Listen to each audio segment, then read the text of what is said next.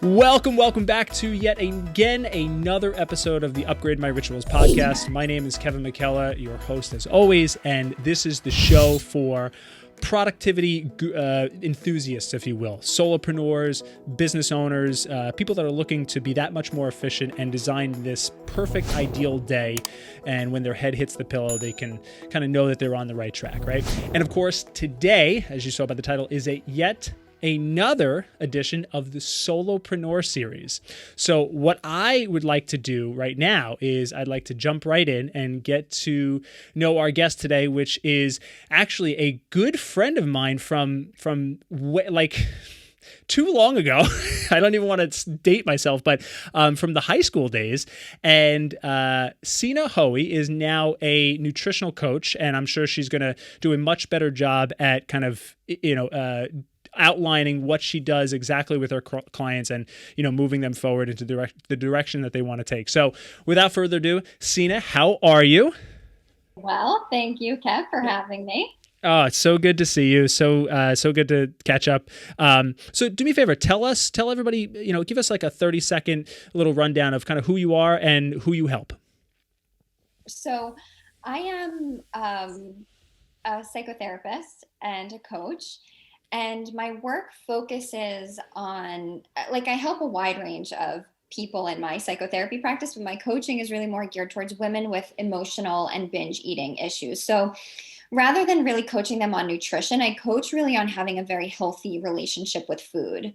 So that's like my coaching work. And then therapy work is a lot about, your go-to anxiety, depression, loss, grief, life transformations and changes, and all that good stuff. So I'm probably going to become a client of yours, I guess. You might. Hey, yeah. Everyone needs a little help here and there, but the coaching stuff has hit really close to home for me because that was a process that I went through myself, the binge and emotional eating, and so I love to really help people with that now. And also, I'm like holistically minded, which means I bring in a lot of spirituality into like all of the approaches and all of the clients that I work with. And this is exactly why I wanted to bring you on, because this is so in line with the people that listen to this show and, what we're trying to do, right? We're trying to move our life in a direction that we're trying to get from A to B, and how to do that is many times a holistic approach, right? If you say to yourself, yeah, all right, I want to feel better, so I'm going to go to the gym. Well, what are we putting in our body? What are we thinking? What are we feeling? And all of that makes the biggest difference. So, can I ask you, when did you get into this, and how did you actually start becoming a psychotherapist? Did you know that this was your track the whole time? So that's actually a little bit of an interesting story. When I was first starting college, I went away for my first semester and I started having anxiety attacks. And so I came home and I focused on just getting myself back together. So I started seeing a therapist, and he was just the best. And I was like, wow, I want to do this for people. He helped me so much. And then people discouraged me from that path, and I put it off. So my undergraduate was mostly focused on marketing and communications. And then I went into the field, and it took me 5 minutes to be like, yeah, no, I'm not doing this. Then I went back for my master's in social work, but it's a process. You have to have an undergraduate degree, then you have to do the graduate in social work, and then you have to do postgraduate work. So I started that journey, I don't know, the therapist journey, I guess, in 2012. Okay. Wow. So where are you now in your, so you just outlined a lot of formal education. Where are you in that process? Oh, the formal education stopped years ago. Yeah. And now the postgraduate work was finished around 2017. I was fully licensed as a psychotherapist. It's so crazy. I asked you that because 2012 doesn't seem that long ago, and it's so long ago. It's it's literally almost a decade ago. Oh my God. Okay. So that's incredible. So let's do this. What I'd like to do is I'd like to talk to you about kind of what it is you do on a day-to-day. I want you to tell my audience kind of what does your day look like? Again, who, I mean, if you, as much as you can, your general clients of what their what they're looking to, and again, I know you have a broad spectrum of what it is that you do, but what they're kind of looking to get from you, and how you go about every day structuring to help them have, make that happen through your practice. Sure. So for my own structure, like I know you're big on like ritual routine, like actually like having that. I am a very structured person. So most of my days start the same way for myself personally, just to like get myself into the zone and get started for the day. So it's like wake up, work out, meditate, eat breakfast, and then I'm ready for the day. So Nice. that's like mostly my morning. And throughout the day, I have like, we as entrepreneurs, like it's so lovely that we get to make our own schedule, but I still try and stick within a routine that most of my client work starts at 10 a.m. And Gotcha. the beginning of the week, I will like extend into evening hours because I have to be conscious that some people like cannot meet at, 2 in the afternoon or Exactly. 11 in the morning. So, in the beginning of the week, I extend into the evening. And then as the week goes on, my days end earlier and earlier. So like Wednesday, Thursday, I'm like done, hard limit 5 o'clock. And then Friday is like 3 o'clock. And then sometimes I work and see some clients on Saturday too at 1. But what kind of questions can I answer for you about like what my client work looks like? Like, what would you most like to know about that? Well, yeah. So, I mean, basically, I want to see if there's possible overlap between what I teach and what you teach. So, do you find yourself having to talk with clients about behavior change? I mean, obviously, yes, you do, of course, but behavior change in the sense of, what it is that they do on a daily basis. How much is what they're trying to achieve, whether it's, some type of grief or some type of, manifesting in some way, whether it's, like you said, mentioned earlier, binge eating, whatever it may be. What is some of the common things that result in a daily behavior change and a practice that says, okay, well, we have these issues and and we want to try to either, correct these issues or point you in a different direction. So here's what I see. I see, every day I'd like you to do X, Y, Z, or every day I'd like you to think about X, Y, Z. Do you find that that's something that a conversation you often have with people? Oh, every session, Okay. There's like, especially in my coaching work, it's like we're targeting this behavior that's so destructive and so toxic, and the effects are so far reaching. Especially if I have a client that's binge eating, every part of their life is being affected by this: their health, their relationships, their professional life, their productivity, like everything, the way that they see themselves, their self-image, their confidence, their self-esteem, so many things. So I'm actually like, I would consider myself to be a very active therapist and coach, which is like typically like the therapeutic relationship.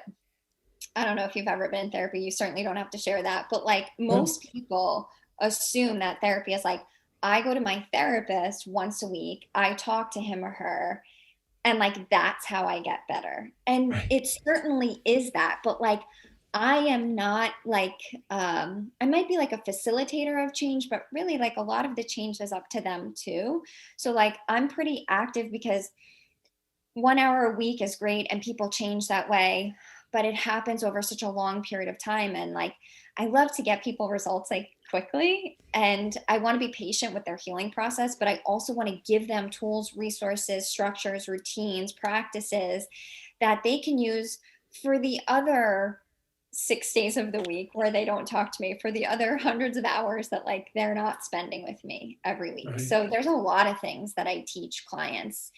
We definitely go ahead. Do you have No. So that's, I mean, that's awesome, because I'm glad you asked, because I did go through therapy, as we mentioned off camera. I lost my mom a little under a year ago, which is like crazy because it feels like yesterday. So I did a short, it was like a grief counseling through Stony Brook, and they offered it specifically for, it was more related to COVID, and if you had any type of anxiety due to COVID, due to being, locked in and scared to. so much trauma? We're all traumatized from this. Right, right. So my thing was when I met with my therapist, it was it was 5 sessions and it was very actionable.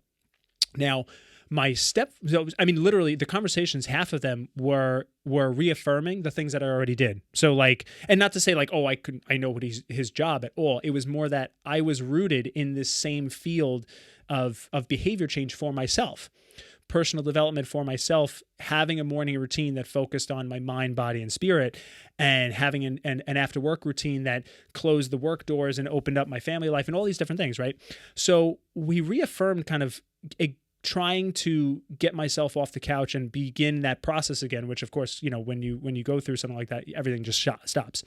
Now on the second thing, my stepfather is also seeing a therapist. He's continuing to see a therapist. His therapist is very different from what I'm realizing. She is, let's talk about whatever. Let's talk. You talk to me, I'll talk to you, and that's it. And that's from what I'm hearing from playing the game of telephone. But that, it seems to me, is a very different approach. And I don't know. Like I'm glad it's an interesting conversation. Like, what do you think of that passive approach? Well, you have these very two different circumstances or settings, I guess is a better word. For you, like you went into like this very action oriented 5 meetings with this guy, and that was like in and out. It sounded to me like he wanted you to have things in place so that you could continue to sustain yourself as you went through a grieving process. Whereas your stepfather is with someone who's like holding his hand along the way. And a lot of times when people come into therapy for grief, it's time. Right. And it's like, it really is just like there are certainly things that you could do to aid in your healing process. But grief takes time. Yeah, it right. really does. And right. The things that I love teaching people is like how to set up these foundations for themselves so that they can then be their own healer.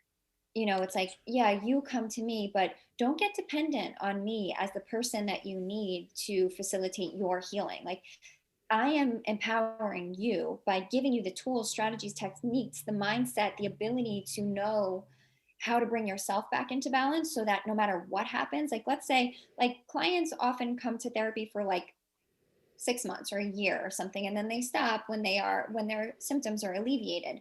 But so it's my goal that whenever that process happens, whenever my clients get released back into the wild after my care, like no matter what happens to them, it's not like, oh, I'm upset, I have to call my therapist. It's like, I'm upset. Let me sit and do some EFT tapping on my acupressure points. Let me meditate. Let me go read that book that I know brings me back into like a good mindset. Let me do the self-compassion practices. Let me belly breathe. Like, they know how to bring themselves back into balance. That doesn't mean that they'll never come back to therapy or they don't need additional support by any means, but I'm really, really big on like stretch the limits of what you are capable of. Like your own resilience, your own relationship with yourself is just, it's so important. And if we can build a really strong foundation, we go through life with like just so much more resiliency. So I want to come back to foundations in a second, but I want to ask you this because this is also something that my therapist actually said. He said that his goal, and again, this was just his approach. This was contextually to me, right? So I don't know if this is approach. I mean, he kind of mentioned that, like, this is what I like to do most of the time. His goal was for me to not need therapy anymore.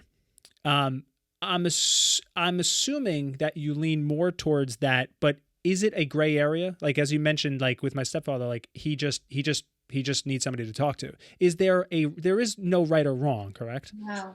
Okay. Mm-mm. And So the goal of any really skilled therapist is that the client doesn't need them anymore.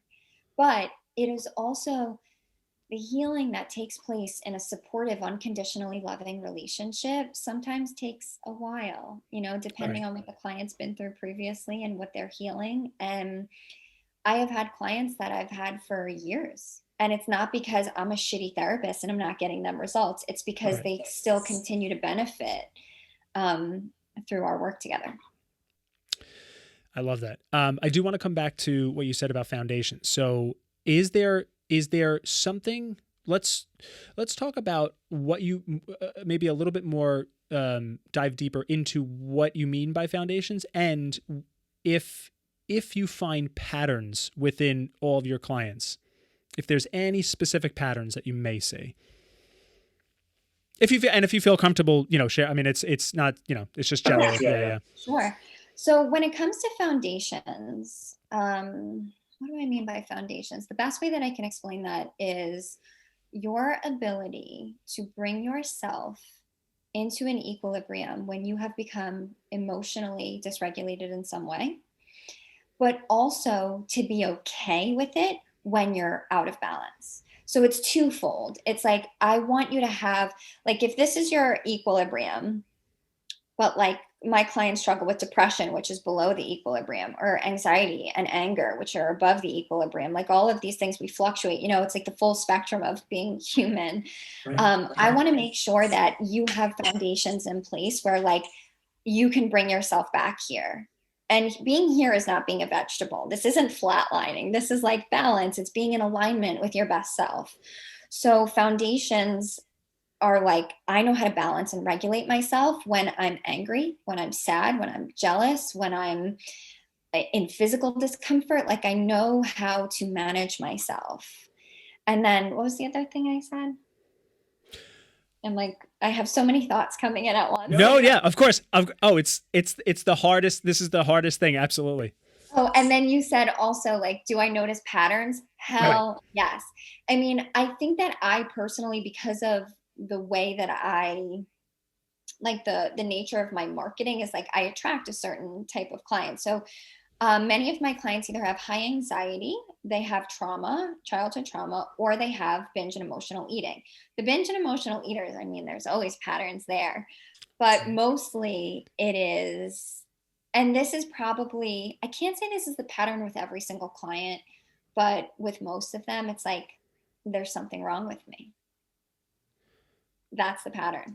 That's how they feel about themselves. Okay. Mm-hmm. Okay. It's a complete distorted relationship. And the way that they overcompensate, the perfectionism is rampant in my clients. And then these are the ways that we overcompensate to try and make up for our perceived deficiencies. And then we try and manipulate our bodies in a certain way. I binge ate for most of my life.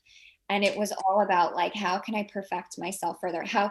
It's also another pattern is control. It's like, here's a thing that I can control. And in a chaotic environment or a chaotic lifestyle or where I feel out of control, like here's something I can control. I can control my food intake. I can control how many hours a day I exercise. I can control the macronutrients that I take in and things like that. Right. So actually that leads me to a really great point.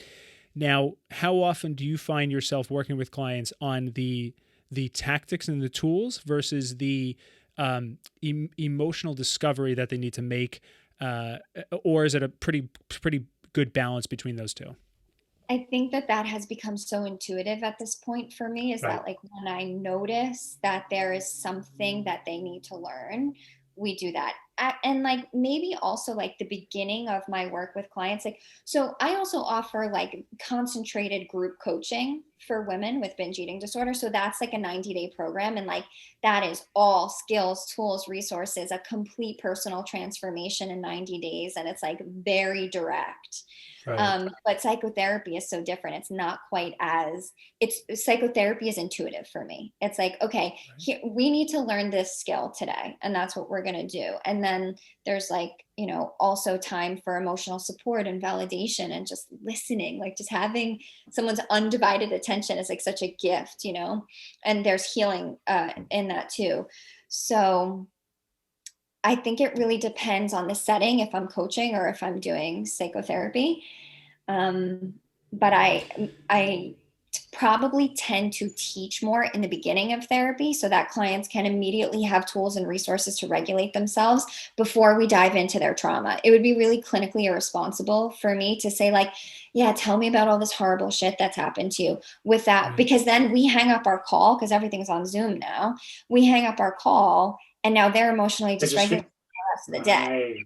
So I need to make sure that they know how to regulate their nervous system. I need them to have breathing techniques. I need them to know self-compassion. I need them to know how to talk to their inner child. I need them to know how to tap on their points, their acupressure points for balance. And then I'm like, okay, tell me about the worst stuff that's ever happened to you. That's great. That's great. Because even if the call went off the rails at the end, you can say, okay, what did we just talk about? Let's try that before we get off. Let's try that breathing exercise. Let's try the 4x4, whatever. That's fantastic. I just love how, you just seem so passionate about your work, which is so cool. I'm very, very, very excited for you. Thank you. Yeah. With that being said, like the reason I asked that last question, and I have one more question after this that's kind of a little bit more direct, if you will. So the reason I asked that is because, like, a system that I teach is a thing called ritual design, and it's all about having 4 major inflection points within the general person's day, right? The beginning of the morning, the right before they get into the work mode, whether it's commuting or not. Same thing at the end of the day, shutting down your work, your work day, if you will, and then some things that you do right before you go to bed. So my like when I think about trying to help somebody if they're making poor diet choices, which is very different than binge eating, right? So completely different. Like, I just want to eat a little bit better. Like, I'm not, I don't have this huge issue.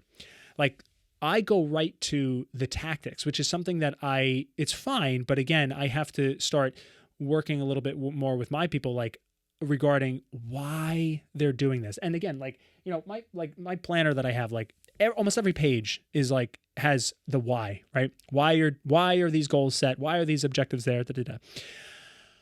But I think it's like, we have to always think about why, because if you say, all right, when you come home from work, don't go to the drive-thru. Like, that's a tactic, right? Right.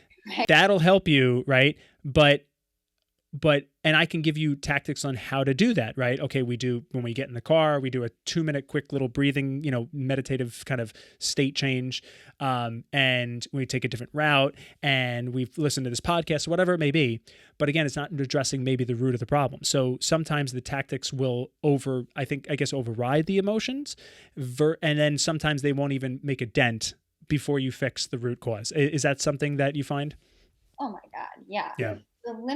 As a coach, like the limiting beliefs that we possess, that like and the information or conditioning in our subconscious mind drives every behavior. Like, the subconscious mind runs the show 95% of the time, which is why mindfulness and awareness practices are so important, is because we're mostly like on this autopilot mode. Yeah. And stepping out of that and being able to understand, like, what have I been conditioned to do on autopilot? Why is it just such a reflex for me? Yeah. And why am I stopping at a fast food restaurant on the way home instead of going home to cook for myself? Like, what am I losing? I think, like, does that answer your? Oh, absolutely. Absolutely. It's not even why am I going to the food restaurant? Why do I feel crappy right now? Because that's why I'm going. We know why I'm going. I remember every morning when I was working as a teacher, I hated it. And I thought I would love it, but I think I more so hated the job I was in. Every morning I would go to Dunkin' Donuts and I would get a medium coffee with a bunch of cream and a bunch of sugar. And then I would have a blueberry muffin. And I'm telling you, this combination was just a nightmare. It was a disaster, right? At lunch. A delicious disaster. Oh, of course, absolutely. But every day at lunch, literally like 3 days a week, I would go to Checkers, I would get a burger, and I would get loaded fries. I mean, Cina, I wish I had you then, because I was a mess when it comes to, because it was all emotion. I was just depressed. And yeah, and what happened for me was, it was such a long process, but I needed to figure out, I couldn't even begin to make the tactical changes before I began making the big changes. And it wasn't even emotional changes. It was, okay, I have this middle ground where I got to get out of this job. I know what I need to do to feel better. So in order to not eat like this, I got to get out of this job so I'll feel better. type of thing. So that was just my experience. And I'm so glad that we got to connect, like I said, because I think I may very well become a client of yours. You're ready, friend. You got it. I got one last question for you. I would like you to talk about all the things right behind you, all those wonderful books. I heard from a little bird that you're very much in favor of books. So when it comes to developing healthy and positive routines throughout somebody's day, what is maybe like 3 books that you might recommend to them? Oh my God, you have no idea how difficult question that is. More than 3. I have to pick 3. You don't have to. There's no pressure. Can I look at them? Yes. So, by the way, I don't think I've ever shared this with like it publicly Sure. or whatever. But there's several shelves, and also I have books over there. I have books upstairs. Like I have books everywhere. But this shelf is the game changers. Ooh. Like if you like to read, like you keep reading information, but there are some books that change you. There are some books that stay with you, that really shift your consciousness. And, it's hard for me to answer which books are like the most influential or the ones that I would recommend, because I guess that really depends on what your goal is. But I'm going to say that the goal is like personal transformation. And even Cina, even if not, if you have a couple of books that really helped you along your journey about, at least on the tactical side of making behavior change, or anything, any favorite book, I don't care. Also, just as more of like my personal background is like, I am extremely like spiritually minded, and that was a journey that started a long time ago for me. But throughout, the reason why I was able to come to a point where I could coach and be a therapist and heal others was because I healed myself so much. So my process has been a lot about mindfulness. Besides my clinical training, I also took a road where I did mindfulness training to become a teacher that was more extensive than my master's degree. And so that's like, it was more time and money than my master's degree. I was on silent meditation retreats with Buddhist monks and other teachers in the West. Like it was like a whole thing. So for me, probably one of the books that I would recommend is called Full Catastrophe Living. It's by Dr. John Kabat-Zinn, who's like a mindfulness teacher. He has created just an amazing mindfulness program. So that's one for sure. It's called Full Catastrophe Living. That one's right here. The other I would consider, and that's why I gave you that background, because most of these books are sort of spiritual in nature. Yeah. The other is The Untethered Soul by Michael Singer, which is very much about listening, becoming the observer of that voice in your head rather than listening to it and letting it jerk you around, because it causes so much unhappiness for us to not understand the concept that we are not our thoughts. So there's that book. Full Catastrophe Living is very much about mindfulness and just how to be with the moment as it is. And that's a skill that none of us have really ever learned. Like that's not taught to us, and it should be. But like being with your life, with your circumstances, with your moment to moment experience, with a certain perspective or a certain set of attitudes, that even if your life is a catastrophe, you change your relationship to it, which changes everything. The meaning behind something. Yeah. Like even if the circumstance itself doesn't change, you changing your relationship to it changes everything. So that's why I love Full Catastrophe Living. The Untethered Soul is very much about just getting a little bit of space between that chatter that just doesn't shut up in your head. And book 3, what would I say is book 3? Oh my God.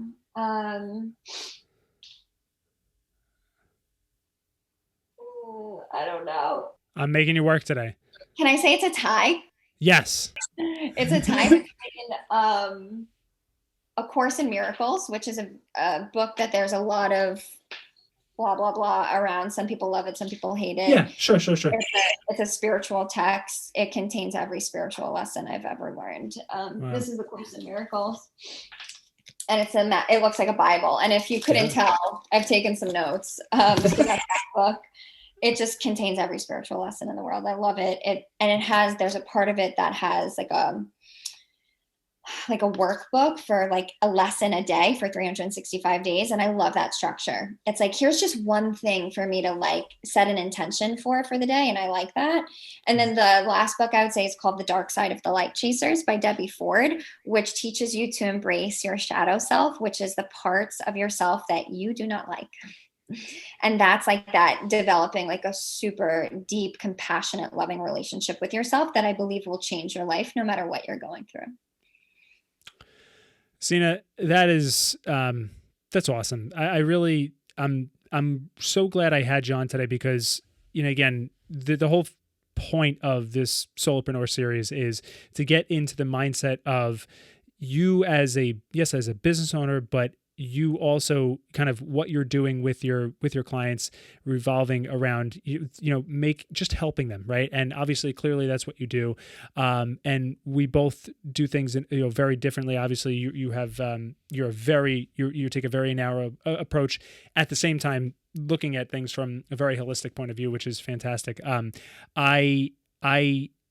I'm very impressed, and I'm so happy to have you on. Where can people, no, of course, where can people find a little bit more about you and your work and what you do?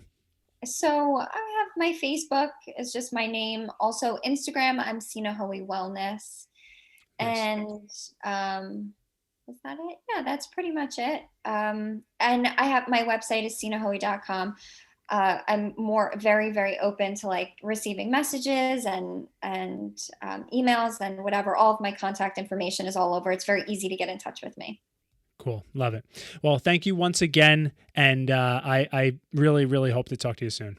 Thank you so much, Kevin, for having me on. It's been such a pleasure reconnecting and chatting with you. And I love the work that you're doing too. And it's been a pleasure. So thank you so much. Ladies and gentlemen, you heard it. Thank you so much once again for tuning into the Upgrade My Rituals podcast. If you liked it, please share it with a friend, and of course, leave me a review. That would be fantastic. Let me know what you thought of my conversation with Cina today. It'll help me, and it'll help more people find the podcast. And that's it for today. So thank you, and I will see you next week on the Upgrade My Rituals podcast.